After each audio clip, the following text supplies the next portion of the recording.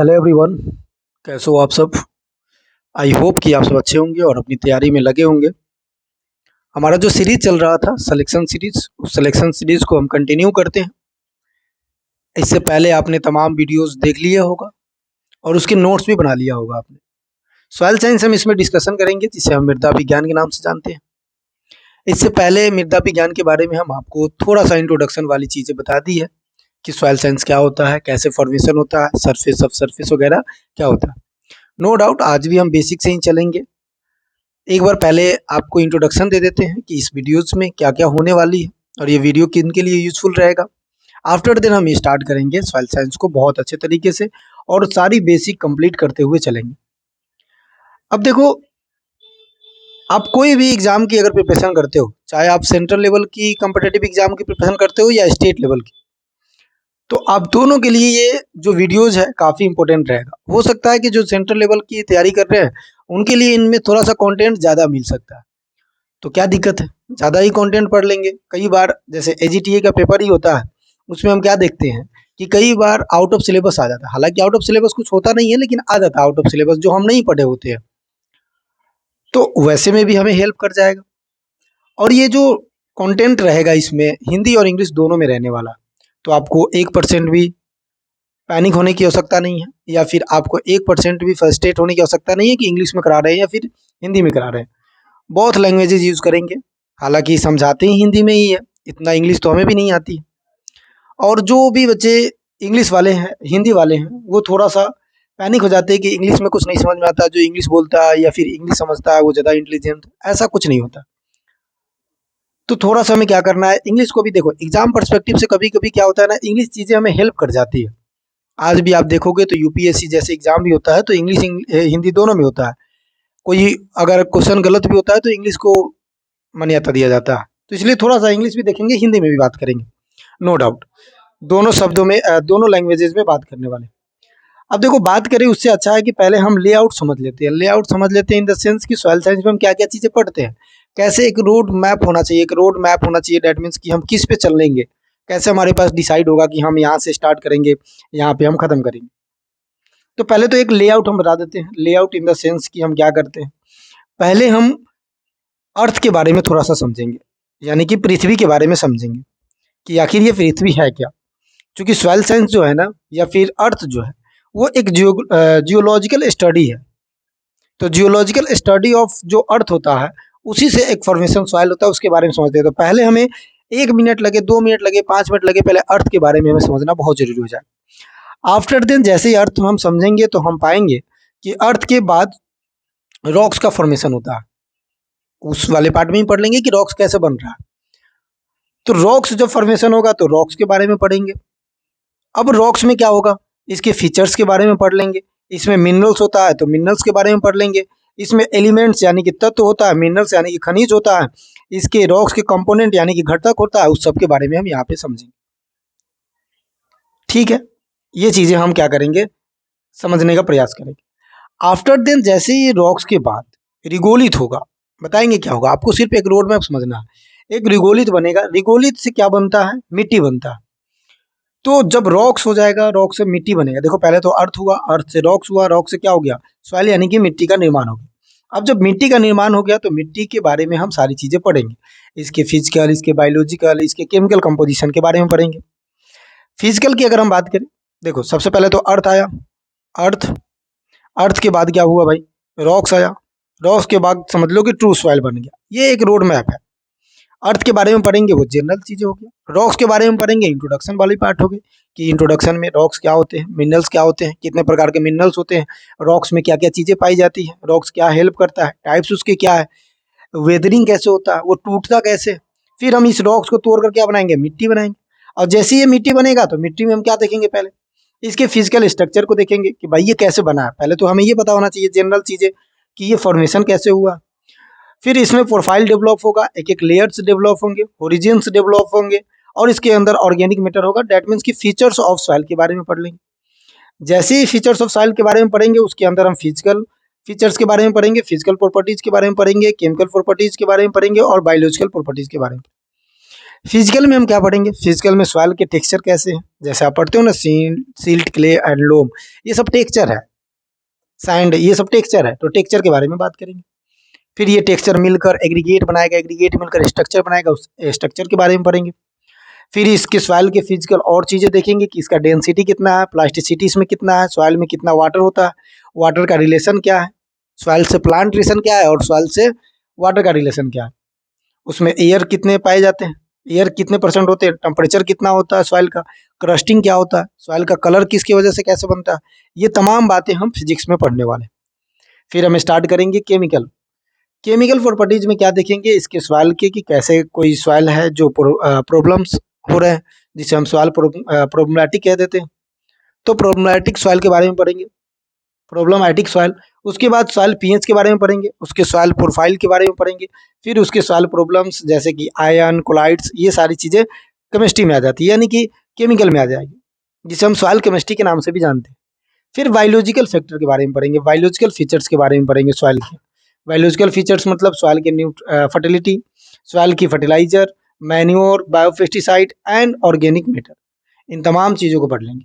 After then हम क्या पढ़ेंगे, सम इम्पोर्टेंट टॉपिक जो किससे रिलेटेड है, जो रिलेटेड है एग्रीकल्चर सॉइल साइंस से, जैसे कि सॉइल फर्टिलिटी क्या होता है, प्रोडक्टिविटी क्या होता है, सॉइल इरोजन क्या होता है। उसके बाद अगर हम बात करें तो type of soil and order क्या होता है, quality of irrigation, land classification, capacity क्या होता है। ये चीज़ें हम पढ़ने वाले हैं पूरे सेशन के दौरान। तो आपको इस 5-6 मिनट में समझ में आ गया होगा कि हम क्या पढ़ने वाले हैं और कैसे ग्राफिकली चीज़ों को हम समझने वाले हैं। चलिए स्टार्ट करते हैं चीज़ों को। सबसे पहले हम स्टार्ट करते हैं कि आखिर जब हम रॉक्स बनाएंगे उससे पहले हमें क्या बनाना पड़ेगा, उससे पहले हमें बनाना पड़ेगा कि ये रॉक्स का निर्माण कैसे हुआ। तो हमें अर्थ का निर्माण को पहले समझना पड़ेगा। देखो, एक चीज़ आपको समझना होता है कि एक चीज़ होता है फैक्ट और एक चीज़ होता है हाइपोथेसिस। हाइपोथेसिस का मतलब होता है कि जो चीज़ें कहावटी है या हम कह सकते हैं कि बनावटी है, उसमें कोई लॉजिकली बात नहीं है, उसे हम कहते हैं हाइपोथेसिस। लेकिन ऐसा नहीं है कि हाइपोथेसिस को मान्यता नहीं दिया गया, हाइपोथेसिस को ही मानकर हम पढ़ते हैं। जो फैक्ट है वो फैक्ट है। अब हाइपोथेसिस क्या है, फैक्ट क्या है, बायोलॉजिकली हम पढ़ते हैं कि रिप्रोडक्शन हुआ, ऑर्गेनिज्म का निर्माण हुआ। लेकिन हाइपोथेसिस क्या है भाई, कि हम लोग पहले बंदर थे, बंदर से फिर मनुष्य बने। हाइपोथेसिस तो यही बताती है। तो थोड़ा सा अगर हम हाइपोथेसिस के बारे में समझे तो अर्थ में हम क्या पढ़ते हैं, जियोलॉजिकल फॉर्मेशन ऑफ अर्थ के बारे में पढ़ते हैं, उसके हिस्ट्री के बारे में पढ़ लेते हैं। देखो, हम सब जानते हैं कि अर्थ जो है is the part of smallest part of the sun. Sun का एक छोटा सा, सूर्य का एक छोटा सा टुकड़ा है। बहुत समय लगा, एक छोटा सा टुकड़ा का डेवलपमेंट हुआ, उस छोटे से टुकड़े में और जैसे फॉर्मेशन हुआ, डीएनए, आरएनए, ऑर्गेनिज्म का निर्माण हुआ। ये सारी चीज़ें हाइपोथेसिस है। आपको इतना पढ़ना भी नहीं है, इतना समझना भी नहीं है। एक आपको ये समझना है कि आखिर कैसे निर्माण हुआ। तो बहुत साल पहले सन, हम कह सकते हैं कि उसमें ब्लास्ट हुआ, ब्लास्ट होने के बाद एक छोटा सा टुकड़ा जो अर्थ नीचे आया, नीचे आने के बाद उसमें डीएनए, आरएनए वगैरह ऑर्गेनिज्म का डेवलपमेंट हुआ। डेवलपमेंट होने के बाद धीरे धीरे धीरे धीरे उसमें चीज़ें चेंजेस होते गए और हम अब मानते हैं कि मिट्टी का निर्माण इसी तरह होते गए। कैसे मिट्टी बनेगा ये बाद में बताएंगे। फिर फिलहाल हम अर्थ के बारे में बात करते हैं कि अर्थ कैसे बन रहा है। क्लियर है, ये चीज़ें आपको पता होगा कि अर्थ का फॉर्मेशन ऐसे ही होता है।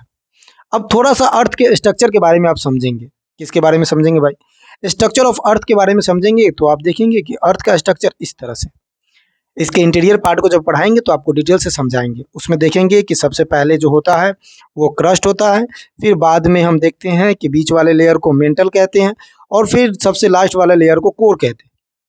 ये सॉलिड होता है, ये सेमी सॉलिड होता है, और ये लिक्विड होता है।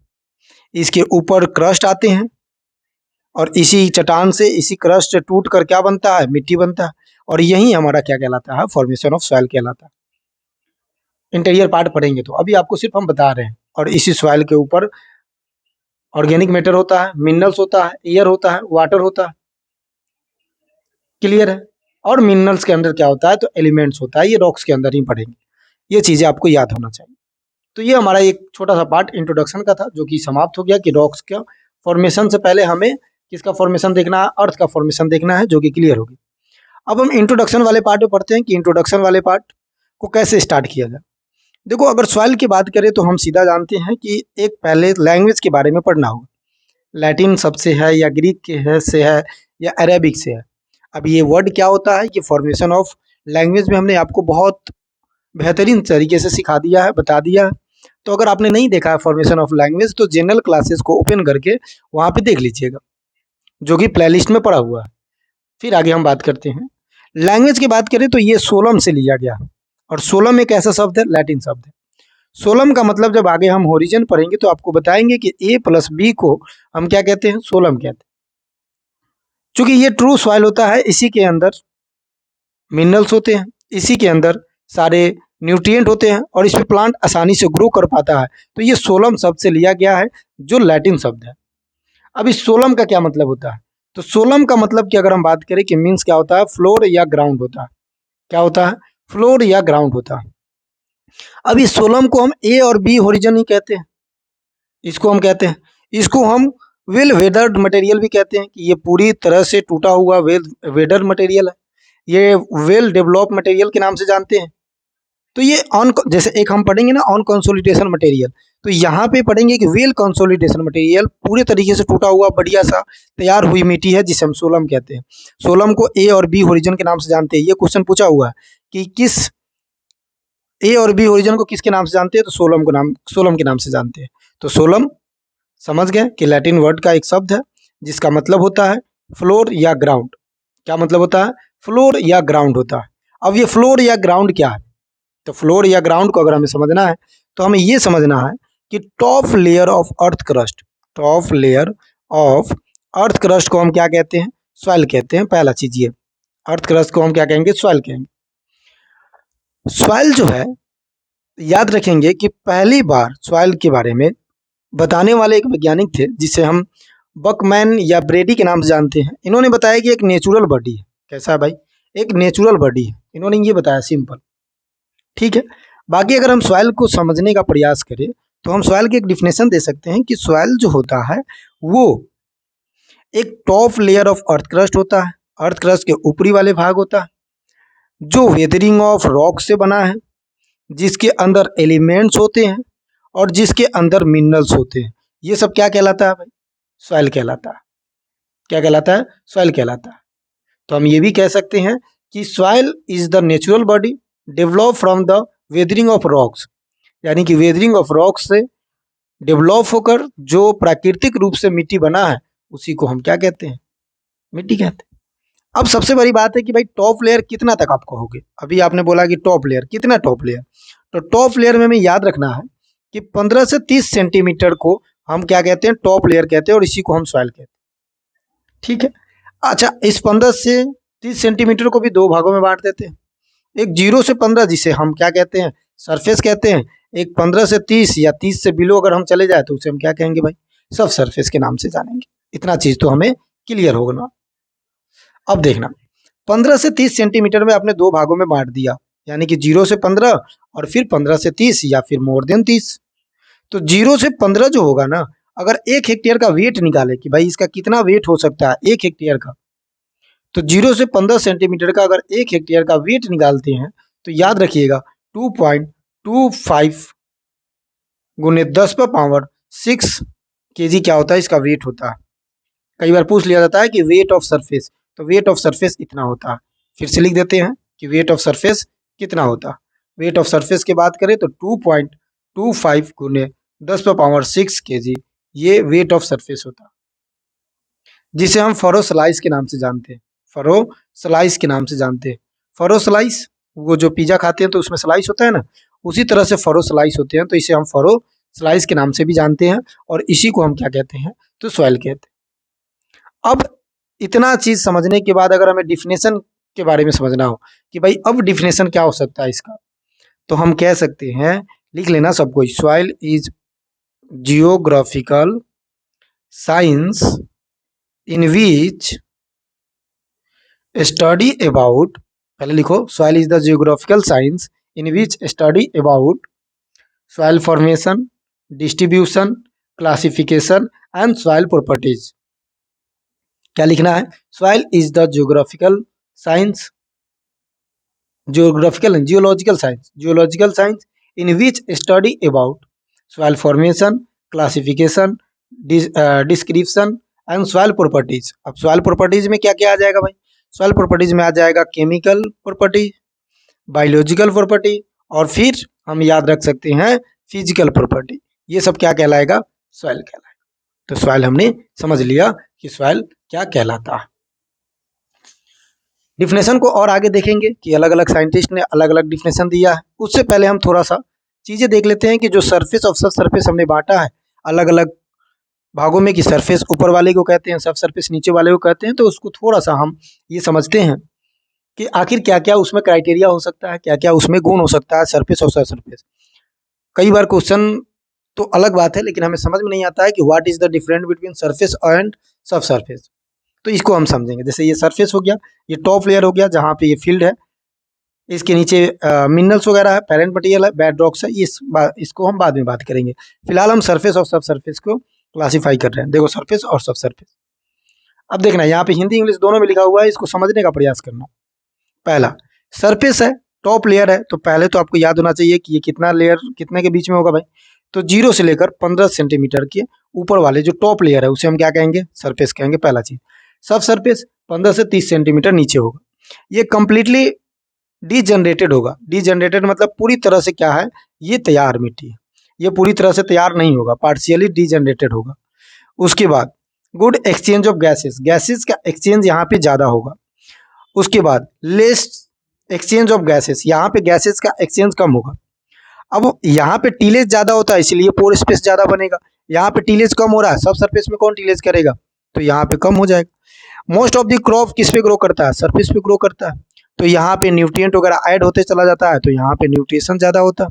ऑर्गेनिक मैटर क्या होता है? यहाँ पे ज़्यादा होगा, यहाँ पे कम होगा। कार्बनिक सब्सटेंस, जैसे कि ऑर्गेनिक मैटर उसमें कार्बन है, तो कार्बन सब्सटेंस यहाँ ज़्यादा होगा, यहाँ कम होगा। More micro organism and activities, micro organism की एक्टिविटी कम हो जाएंगे, ज़्यादा हो जाएंगे। क्यों? क्योंकि ऑर्गेनिक मैटर यहाँ है, तो ऑर्गेनिक मैटर को डिकम्पोज कौन करेगा? कार्बनिक का माइक्रो ऑर्गेनिज्म करेगा। जैसे बैक्टीरिया हो गया, ये सब क्या करता है? डिकम्पोज करने का काम करता है। यहाँ पे कम होगा, सब सरफेस में कम होगा। अब ये नहीं कह रहे हैं कि सब सरफेस में नहीं होगा, सब सरफेस में होगा लेकिन कम होगा। उसके बाद फर्टाइल सॉइल होगा बिकॉज ऑफ मोर न्यूट्रिएंट, चूंकि हम क्या दे रहे हैं? ऑर्गेनिक मैटर दे रहे हैं। और ऑर्गेनिक मैटर क्या होता है? तो कोई भी रॉ मटेरियल होता है किसका? प्लांट एंड एनिमल्स का, या फिर हम वेस्ट मटेरियल कह सकते हैं। वो सब क्या होगा भाई? ऑर्गेनिक मैटर होगा। माइक्रो ऑर्गेनिज्म के हेल्प से ये सब क्या हो जाएगा? डिकम्पोज हो जाएगा। और डिकम्पोज हो जाएगा तो ह्यूमस बनाएगा। इसलिए तो हम पढ़ते हैं कि humus is the complete decomposition material. तो डिकम्पोज मटेरियल है कौन? ह्यूमस। और ह्यूमस को हम कहते हैं स्टोर हाउस ऑफ न्यूट्रिएंट। इस चीज़ को याद रखेंगे। इसलिए सरफेस पे ज़्यादा होगा। कैपेसिटी एक्सचेंज कटाइन एक्सचेंज कैपेसिटी यहाँ पे ज़्यादा होगा। दूसरी चीज़ कि वाटर होल्डिंग यहाँ पे ज़्यादा होगा, क्योंकि टीलेज हो रहा है, ऑर्गेनिक मैटर हो रहा है, तो पोरोसिटी बढ़ेगा, रंध्र बढ़ेंगे। कैसे बढ़ता है पोरोसिटी? बढ़ने से रंध्र, ये हम जब डेंसिटी ऑफ सॉइल पढ़ेंगे तो वहाँ पे क्लियर हो जाए। तो सरफेस और सरफेस आपको क्लियर होगा। आगे बात करते हैं कि व्यू ऑफ सॉइल। सॉइल की अगर व्यू की बात करें तो व्यू ऑफ सॉइल का मतलब है कि देखो एक साइंटिस्ट है, उसके द्वारा सॉइल के बारे में क्या सोचा जा रहा है, एक फार्मर है उसके द्वारा साइंस के सॉइल के बारे में क्या सोचा जा रहा है। अगर मान लेते हैं कि एक फार्मर है, एक एग्रीकल्चर ऑफिसर है, एक हम लोग हैं, ठीक है। तो हम लोग से अगर सॉइल के बारे में पूछा जाएगा तो अलग डिफिनेशन देंगे, हालांकि दूसरे लोगों से जब सॉइल के बारे में पूछा जाएगा तो वो अलग डिफिनेशन देंगे, क्योंकि उनके नज़रिया में सॉइल का डिफिनेशन अलग होगा। तो सॉइल के बारे में ये चीज़। अब थोड़ा सा ये है कि भाई सॉइल जो हम इतना पढ़ रहे हैं इसका रोल क्या है, क्या इंपॉर्टेंस रोल है इसका, ठीक है। तो पहला ये चीजें रोल इसका दो है, देखना क्या होगा। पहला रोल ये होगा, सबसे पहले तो सॉइल क्या है? सॉइल एक ऐसा हम कह सकते हैं कि मटेरियल है, या फिर एक ऐसा जगह है, प्लेस है, जहाँ पे स्टोरेज ऑफ न्यूट्रिएंट है, न्यूट्रिएंट स्टोर हो रहा है। तो भाई प्लांट ग्रोथ करेगा तो उसको क्या चाहिए? न्यूट्रिएंट चाहिए। तो न्यूट्रिएंट के लिए तो प्लांट को ग्रोथ के लिए न्यूट्रिएंट चाहिए, तो सॉइल के पास है। क्लियर है? तो इसमें दो काम कैसे करेगा देखना। मिट्टी दो काम करता है। अगर एग्रीकल्चर पर्सपेक्टिव से बात करें तो पहला काम क्या करेगा? Support the plant nutrient, plant nutrient को सपोर्ट करेगा। सपोर्ट द प्लांट यानी कि प्लांट को पहले सपोर्ट करेगा। मान लो कि प्लांट यहाँ पे हम ग्रो कर रहे हैं तो इसको सपोर्ट चाहिए ना। अगर मिट्टी सपोर्ट नहीं मिलेगा तो यहाँ से क्या होगा? जैसे ही विंड आएगा इसको यहाँ से उखाड़ कर लेकर चला जाए। तो हमें सपोर्ट चाहिए। तो पहला तो ये फिजिकल सपोर्ट दे रहा है प्लांट को। कैसा दे रहा है? तो physical support of the plant क्या हो जाएगा? सॉइल का रोल हो जाएगा, पहला चीज। दूसरा जो सबसे इंपॉर्टेंट है वो ये है कि provide the plant nutrient. Plant nutrient provide कराएगा। क्योंकि सॉइल का फॉर्मेशन किससे हुआ है? रॉक से, और रॉक्स के अंदर मिनरल्स भी है, एलिमेंट्स भी है, जो आगे चलकर न्यूट्रिएंट का काम करेगा। तो ये न्यूट्रिएंट कौन प्रोवाइड करा रहा है भाई? तो न्यूट्रिएंट प्रोवाइड करा रहा है हमारे पास ये सॉइल। तो सॉइल का दो रोल हुआ मेजर, एक सपोर्ट, कैसा सपोर्ट? तो physical support of the plant. दूसरा, provide the nutrient to plant from the soil solution. Soil solution से क्या करता है? न्यूट्रिएंट प्रोवाइड कराता है प्लांट को, उसे हम क्या कहते हैं? सॉइल कहते हैं। तो ये रोल हो गया, क्लियर है? चलिए, अब जैसे कि अभी हमने आपको बताया कि सॉइल साइंस की अगर डिफिनेशन देना हो तो हम कह सकते हैं soil is the geographical science, study about formation, distribution, classification and properties. उसके अंदर क्या आ जाएगा? Physical, biological, chemical. इन सब को अगर हम स्टडी करते हैं तो इसे हम कह देते हैं सॉइल साइंस। क्लियर हो गया? चलिए, अब सॉइल क्या है ये चीज़ें आपको बता दिया गया है। सॉइल के अलग अलग डिफिनेशन होगा कि भाई ये ऑर्गेनिक मैटर, गैसेस, लिक्विड वगैरह से मिलकर बना है। ये होगा कि ये बहुत सपोर्ट करता है, प्लांट न्यूट्रिएंट प्रोवाइड कराता है, और ये interface between the earth crust and atmosphere के बीच की बात है। फिर हमने ये भी बता दिया है आपको कि बकमैन एंड ब्रेडी साइंटिस्ट है जिन्होंने सबसे पहले बताया कि soil is the dynamical natural body. इन्होंने एक बुक भी लिखा था, इस बात में याद रखें। अब सॉइल का डिफिनेशन ना अलग अलग लोगों के द्वारा अलग, जैसे किसी ने बताया कि सॉइल एक नेचुरल बॉडी है, किसी ने बताया कि नहीं ये मिनरल्स एंड ऑर्गेनिक से मिलकर बना हुआ है, किसी ने बताया कि नहीं भाई आप जो बता रहे हैं ये गलत है, ये मिक्सचर ऑफ अर्थ क्रस्ट के ऊपर वाले लेयर है। तो देख लेते हैं कि इस साइंटिस्ट ने क्या बोला था। सबसे पहला चीज कि विटनी एक साइंटिस्ट का नाम है जिन्होंने 1891 और 92 के रेंज में, याद रख लेंगे। इन्होंने बोला कि सॉइल जो है एक न्यूट्रिएंट बीन है। न्यूट्रिएंट बीन जिस तरह से डस्टबिन होते हैं, तो न्यूट्रिएंट बीन का मतलब क्या हुआ कि सारा न्यूट्रिएंट वहां पे पड़े होंगे। डस्टबिन में हम क्या करते हैं? जितने भी डस्ट पार्ट होते हैं, वेस्ट पार्ट होते हैं, जितने भी खराब चीजें होती है वो डस्टबिन में डाल देते हैं। तो डस्टबिन का मतलब है कि स्टोरेज ऑफ डस्ट। उसी तरह से न्यूट्रिएंट बिन का मतलब क्या होगा? Storage of nutrient. तो विटनी ने बोला कि ये स्टोरेज ऑफ न्यूट्रिएंट है, यानी कि न्यूट्रिएंट बिन है जो क्या करता है? ऑल प्लांट न्यूट्रिएंट को सप्लाई करता है। ये मतलब ऑल प्लांट न्यूट्रिएंट इसके अंदर होता है और प्लांट वहां से सप्लाई अपना लेता है और प्लांट ग्रोथ करता है। इनके द्वारा ये डिफिनेशन दिया गया। देखो, पूछ लिया जाता है कि किसके द्वारा कौन सा डिफिनेशन दिया गया। ये डिफिनेशन दिया जाएगा कि सॉइल इज द एक नेचुरल न्यूट्रिएंट बीन है जो प्लांट को न्यूट्रिएंट सप्लाई देता है। जहां से प्लांट न्यूट्रिएंट लेते हैं उसे हम क्या कहेंगे? मतलब ये किसके द्वारा बताया गया? तो विटनी के द्वारा बताया गया। चलिए आगे वाले टॉपिक को देखते हैं। अगला जो हमारे पास साइंटिस्ट है ये बहुत इंपॉर्टेंट है, वैसिल वैसिलविच डेकुचेर कहते हैं, या फिर इसे बीबी डेकुचेर के नाम से जानते हैं।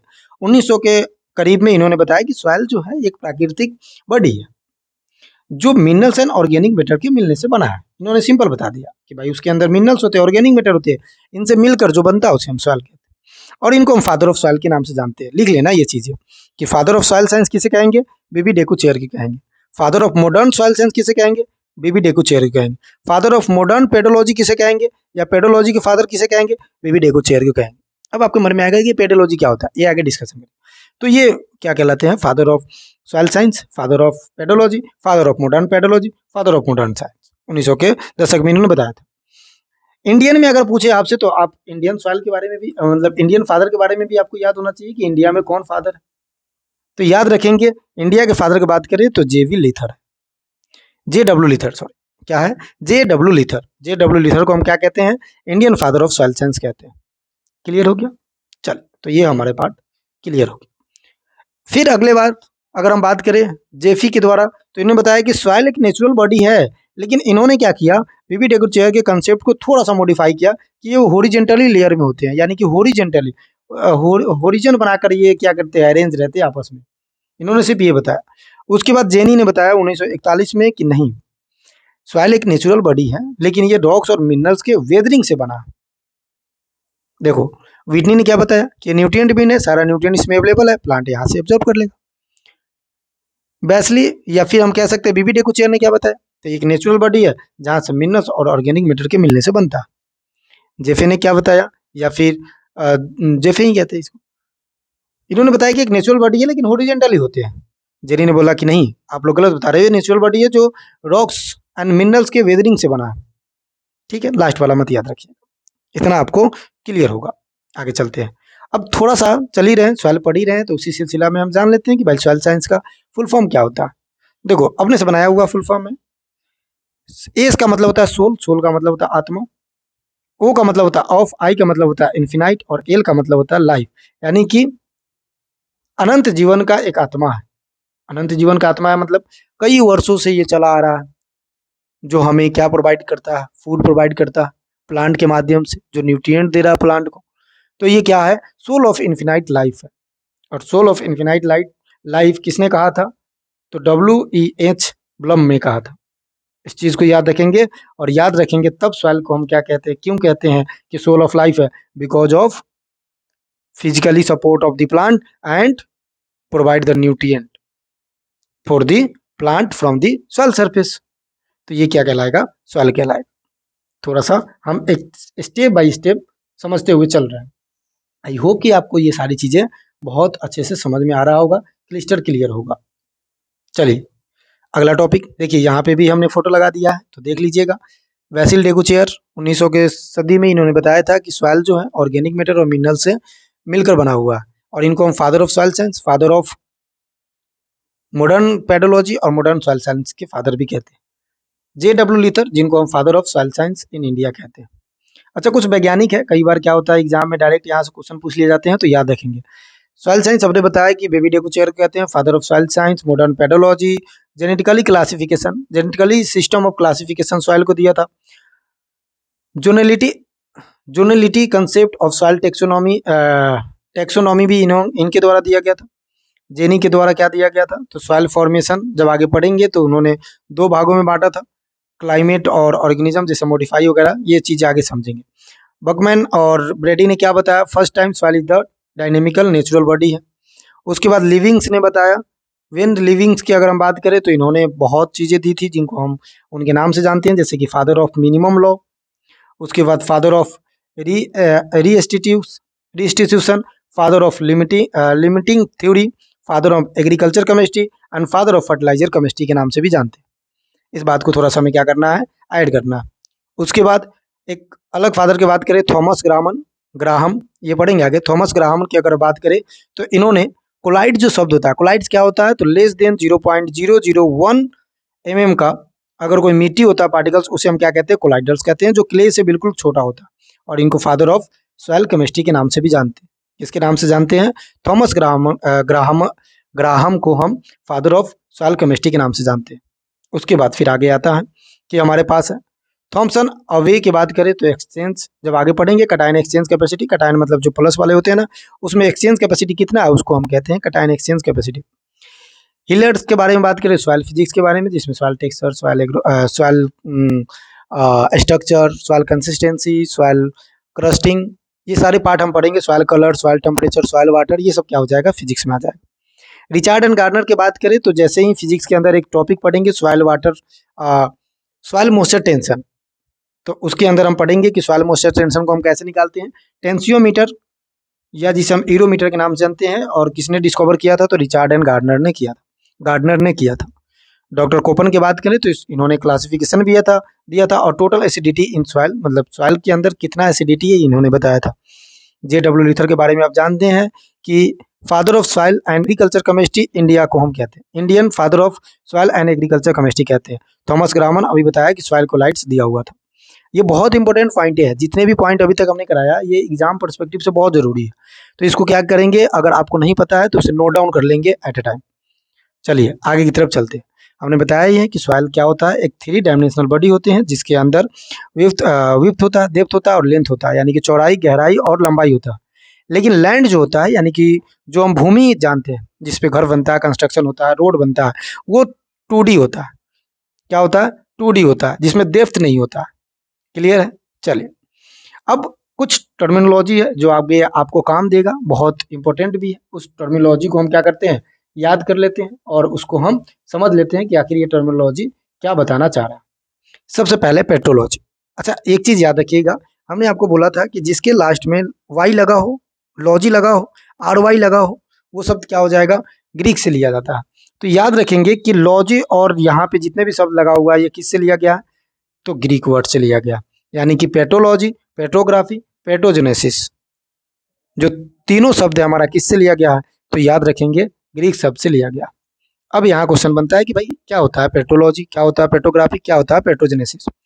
पेट्रोग्राफी, पेट्रो का मतलब होता है रॉक्स, क्या होता है भाई, रॉक्स होता है।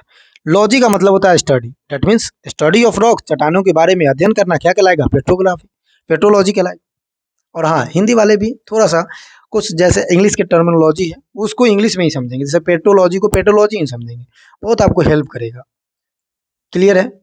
चलिए, अब पेट्रोलॉजी यहाँ पे हमने क्या समझा कि स्टडी ऑफ रॉक्स क्या कहलाएगा? पेट्रोलॉजी। पूछ लिया जाता है स्टडी ऑफ रॉक्स क्या कहलाता है भाई? तो पेट्रोलॉजी कहलाता है। आफ्टर देन आगे बात करते हैं। आगे अगर हम बात करें तो लिखा हुआ है पेट्रोग्राफी। पेट्रोग्राफी, अब एक चीज आप खुद ही जानते हैं, ग्राफ से आप क्या डोनेट करते हैं कि ग्राफ क्या बताएगा? ग्राफ क्लासिफिकेशन बताएगा, डिस्ट्रीब्यूशन बताएगा, यही बताएगा। तो पेट्रो का मतलब तो फिर रॉक्स ही होगा, और ग्राफ का मतलब क्या होगा भाई? तो क्लासिफिकेशन एंड डिस्ट्रीब्यूशन। तो classification and distribution of rocks is known as petrography. नहीं क्लियर है? तो ये भी क्लियर हो गया। आगे चलिए, आगे बात करते हैं। अगला हमारा टॉपिक है पेट्रोजेनेसिस। पेट्रो का मतलब सेम ही होगा, रॉक्स ही होगा, तो इसमें तो हमें कुछ सोचना ही नहीं। जेनेसिस का मतलब क्या होता है? जेनेसिस का मतलब होता है ओरिजिन, नेटिव, कहाँ से ये ओरिजिनेट हुआ। डिस्ट्रीब्यूशन का क्या मतलब था कि भाई ये रॉक्स कहाँ तक फैला हुआ है। जेनेसिस का मतलब होगा कि रॉक्स का निर्माण कहाँ से हुआ है, तो उसमें हम पढ़ेंगे, हालांकि रॉक साइकिल बताएंगे तो ये चीज़ सारी बताएंगे।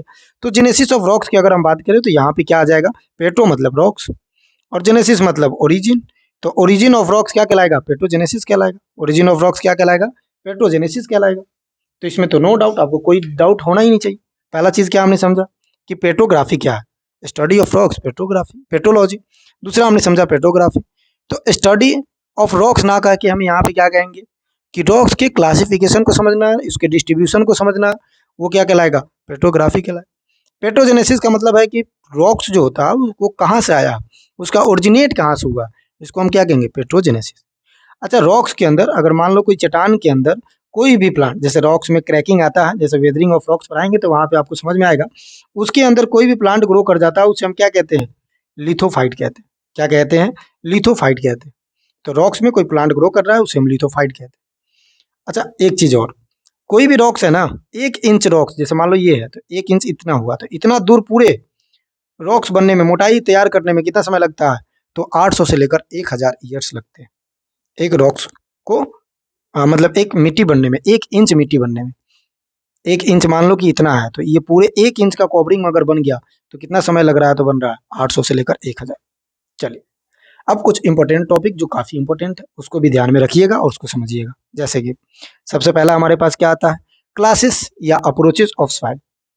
क्लासेस का मतलब है कि क्लास क्या होगा सॉइल का। अप्रोचेस का मतलब होता है कि जिस अप्रोच से हम पढ़ रहे हैं, तो किस अप्रोच से पढ़ रहे हैं, या सॉइल का अप्रोच क्या है। जैसे आप पढ़ रहे हो तो कोई ना कोई अप्रोच होगा, जैसे आप एजीटीए की तैयारी कर रहे हैं तो आपका अप्रोच ये होगा कि भाई हम किसी तरह अप्रोच लगा के इसको हम तैयारी कर लेते हैं, इसके अप्रोच से हम कर रहे हैं कि ताकि हमें ये जो कंटेंट मिल रहा है ये एजीटीए में काम देगा। तो ये अप्रोच होता है। यहाँ पे 2 अप्रोचेज होता है, पेडोलॉजी और इडेफोलॉजी। अब आप बताओ कि पेडोलॉजी के फादर कौन है? पीछे हमने बताया था, अब यहीं पे वीडियो को पॉज करके कमेंट बॉक्स में बताना है। पेडोलॉजी का मतलब क्या होता है बाद में समझेंगे, पहले हम समझते हैं कि लॉजी जो है वो ग्रीक शब्द से लिया गया। तो आपसे पूछे कि पेडोलॉजी और पेडोग्राफी किस शब्द से लिया गया है, तो याद रखेंगे ग्रीक शब्द से लिया गया। क्या मतलब होता है इसको समझते हैं। देखो, पेडो का मतलब क्या होता है, जब आगे हम पढ़ेंगे तो हम पढ़ेंगे कि पेडोन, एपीपेडोन वगैरह ये पढ़ेंगे। तो पेडोन का मतलब होता है सॉइल और उसके पार्टिकल्स। ई डेफो का मतलब क्या होता है? तो सरफेस या ग्राउंड। अब देखना, सॉइल के पार्टिकल्स के बारे में जब आप स्टडी करते हो तो वो क्या कहलाता है? पेडोलॉजी कहलाता है। लेकिन उस सरफेस के बारे में स्टडी कर रहे हो, उस ग्राउंड के बारे में स्टडी कर रहे हो, ये जो सरफेस है, ये जो ग्राउंड है, ये कृषि से रिलेटेड या फिर किसी प्लांट्स के लिए कितना यूजफुल है, उसे आप क्या देते हो? पेडोलॉजी। अब समझते हैं, पेडोलॉजी में हम कंप्लीट स्टडी करते हैं सॉइल को, लेकिन किससे रिलेटेड स्टडी करेंगे? इसके formation of soil, classification of soil, distribution of soil and soil properties, जैसे कि फिजिकल, बायोलॉजिकल, केमिकल, ये सब क्या आ जाएगा? पेडोलॉजी आ जाएगा। ई डेफोलॉजी की अगर हम बात करें तो ई डेफोलॉजी में हमें क्या समझना है कि स्टडी करेंगे किसके? ग्राउंड्स के बारे में, उसके सॉइल सरफेस के बारे में, लेकिन ये किसके रिस्पेक्ट में स्टडी करेंगे? तो plant growth and development for the food and fibre production. तो अगर आपसे पूछे कि ओवरऑल सॉइल का स्टडी करना, चाहे वो टेक्सचर हो, चाहे वो स्ट्रक्चर हो, चाहे उसकी क्लासिफिकेशन हो, चाहे डिस्ट्रीब्यूशन हो, डिस्क्रिप्शन हो, सॉइल प्रॉपर्टीज हो, वो सब क्या आ जाएगा, तो पेडोलॉजी में आ जाएगा। Complete study of soil, pedology. और उस स्टडी ऑफ कंप्लीट के सॉइल के अंदर में सिर्फ हम प्लांट के रिस्पेक्ट में बात करना, ये डेफोलॉजी हो जाएगा। तो दो भागों में बट गया ना, दो अप्रोचेस से हो गया कि एक तो सॉइल है भाई, इसके बारे में हम समझ रहे हैं कि ये कहाँ से आया, कैसे फॉर्मेशन हुआ, इसका डिस्क्रिप्शन क्या है, इसकी प्रॉपर्टीज क्या है, बायोलॉजिकल, केमिकल, फिजिकल। एक हम पढ़ रहे हैं कि जो सॉइल है, ये क्या मिट्टी जो है, ये इस प्लांट के लिए सूटेबल है, या इस प्लांट के लिए सूटेबल है, या इस प्लांट के लिए सूटेबल है। और ये दोनों अप्रोचेस क्या कहलाता है, क्लासेज या अप्रोचेज ऑफ सॉइल साइंस कहलाता है, जो आपको हमने अभी बता दिया। अब यही चीज यहाँ पे लिखा हुआ है, एज इट इज लिखा हुआ है। देखिएगा क्या लिखा हुआ है। सबसे पहले लिखा हुआ है हमारे पास यहाँ पे कि पेडोलॉजी होता क्या, इडेफोलॉजी होता क्या। पेडोस का मतलब होता है सरफेस या सॉइल, लॉजी का मतलब होता है स्टडी, इडेफोज का मतलब होता है सरफेस या ग्राउंड, लॉजी का मतलब होता है स्टडी।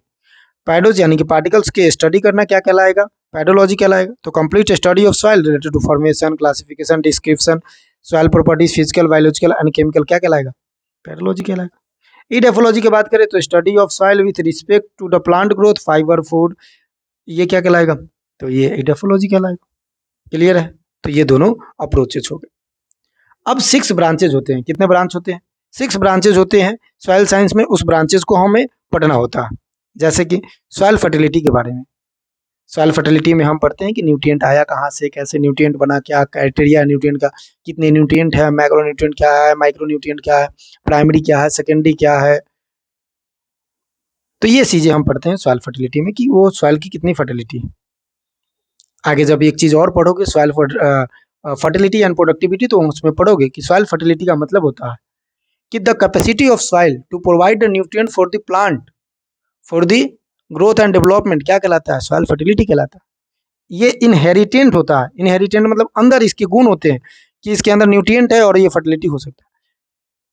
ठीक है, ये अलग से टॉपिक है, पढ़ाएंगे।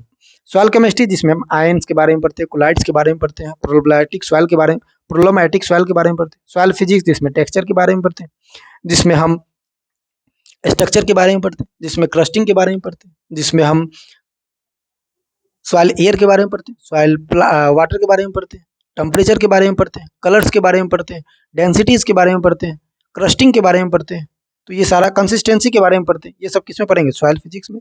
सॉइल माइक्रोलॉजी में हम क्या पढ़ते हैं भाई, माइक्रोलॉजी में हम पढ़ते हैं कि जो माइक्रो ऑर्गेनिज्म है उसके बारे में, बैक्टीरिया के बारे में, फंगस के बारे में, एक्टिनो माइसिटीज के बारे में। फिर हम पढ़ते हैं उसके एल्गी के बारे में। ये सारी तमाम चीज़ें हम किसमें पढ़ेंगे, माइक्रोलॉजी में पढ़ेंगे। सॉइल कंजर्वेशन की बात करें तो सॉइल को कैसे बचाना है, मॉइस्चर को बचाना है, सॉइल इरोड ना हो, इसमें इरोजन वगैरह से रिलेटेड पढ़ते हैं। पेडोलॉजी में हम सारी चीज़ें पढ़ते हैं, कंप्लीट स्टडी करते हैं। तो ये चीज़ें हो गया। कल से स्टार्ट करेंगे फर्टिलिटी को और समाप्त करेंगे। आई होप कि आपको, देखो पहले चीज़ें तो क्लास दे दिया था, जनरल वाली बात है, लेकिन फिर भी आज हमने सोचा कि नहीं बहुत दिन बाद आप पढ़ रहे हो तो आप शुरू से पढ़ लो, थोड़ा सा रिकॉल भी कर लो। तो बताइएगा क्लास आपको कैसा लगा। इतना एफर्ट लगाया गया तो आपके लिए लगाया गया। एक बार समझाइएगा कि क्या दिक्कत है, नहीं है। फीडबैक अपना ज़रूर दीजिएगा, चाहे वो निगेटिव हो या पॉजिटिव। बाकी लास्ट तक बने रहने के लिए बहुत बहुत धन्यवाद। मस्त रहिए, स्वस्थ रहिए, क्लासेस मिलते रहेगी आपको टाइम टू टाइम। बाकी फीडबैक जरूर दीजिएगा और साथ में थोड़ा सा सब्सक्राइब वगैरह कर लेना है, लोगों को बता देना है और लोगों के पास शेयर कर देना है। चलिए तो मिलते हैं नेक्स्ट क्लास में, जब तक के लिए धन्यवाद।